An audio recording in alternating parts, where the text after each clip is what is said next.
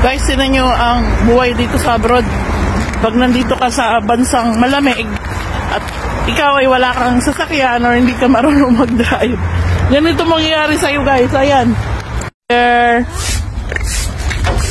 Careful. Look your step.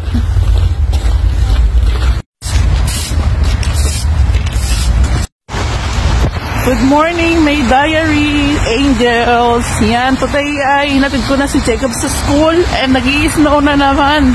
Grabe, dito sa Romania guys. Tingnan nyo guys, ito yung nilakaran namin kahapon. Ano to yung makikita mo yung semento ngayon na yan na naman oh. All white again, everywhere. Tomorrow daw, walang pasok sa school si Jacob. Kaya sabi ko, Jacob, hindi ka ba masaya kasi wala kang pasok? Hindi masaya si Jacob, gusto niya araw-araw siya pumapasok. Tignan mo guys yung mga puno dito. Dati, di ba? Puro green. Ngayon, puro snow na yung mga nasa sanga niya. Grabe oh. Sana may experience ng ibang bata sa Pilipinas yung ganito guys. Pero paano kaya pag nag-snow sa Pilipinas? Ay ang mga bahay pa naman dun ay hindi man talaga asin yung iba, hindi mga concrete.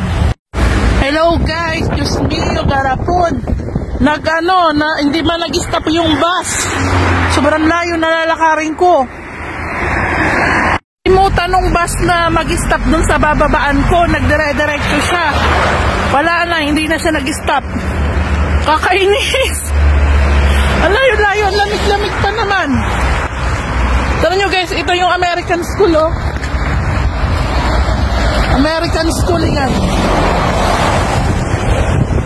Woo!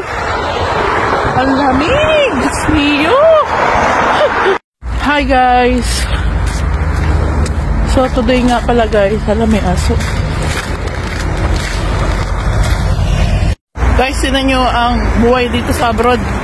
Pag nandito ka sa bansang malamig at ikaw ay wala kang sasakyan or hindi ka marunong mag-drive, ganito mangyayari sa'yo guys. Ayan oh, nagpipris na lugar, sobrang dulas, pero kailangan mo magtrabaho, kailangan mong pumasok kahit gustong-gusto mo mag-stay lang sa higaan kasi nga ang sarap matulog pag ganito na malamig. Kaya lang guys, dahil tayo ay may mga taong binubuhay, may mga anak tayo, so kailangan natin move forward sa buhay. Kaya guys, yung mga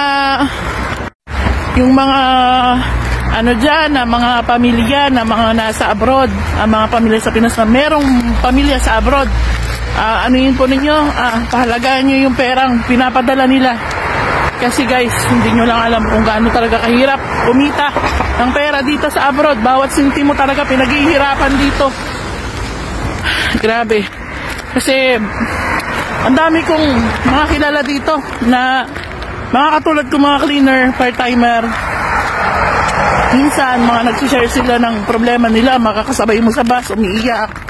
Makakasabay mo sa bus na, maririnig mo na may mga problema sa Pinas. Nag-issue yung anak, hindi nag-aaral yung asawa, nagpunta sa ibang bahay. Ay nako guys, pahalagaan nyo bawat sentimo, mahalin nyo yung mga magulang nyo, mahalin nyo yung mga kapatid nyo. So yun guys, nandito na po tayo sa aking part-time at ito yung ginagawa ko ngayon guys, ipapakita ko sa inyo. Itong araw na to ay nagpupunas po ako ngayon ng mga mirror, yan, cabinet.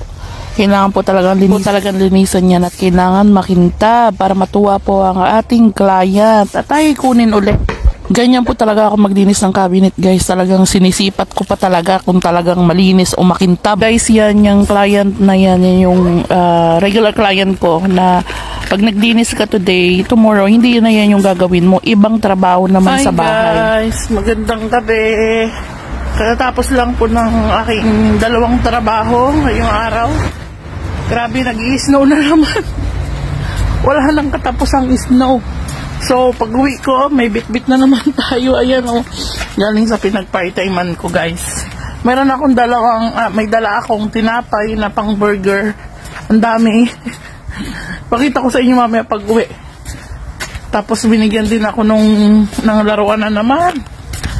So, actually guys, ayoko na talaga magdala ng laruan sa bahay dahil kita nyo naman guys, minsan sa mga video ko na talaga naman ako ay napapagod na magsalasa ng mga laruan. Kaya lang wala tayong magawa kasi nga bata pa sila, 2 years old and 4 years old. Ano bang mapapala natin kahit pagalitan sila?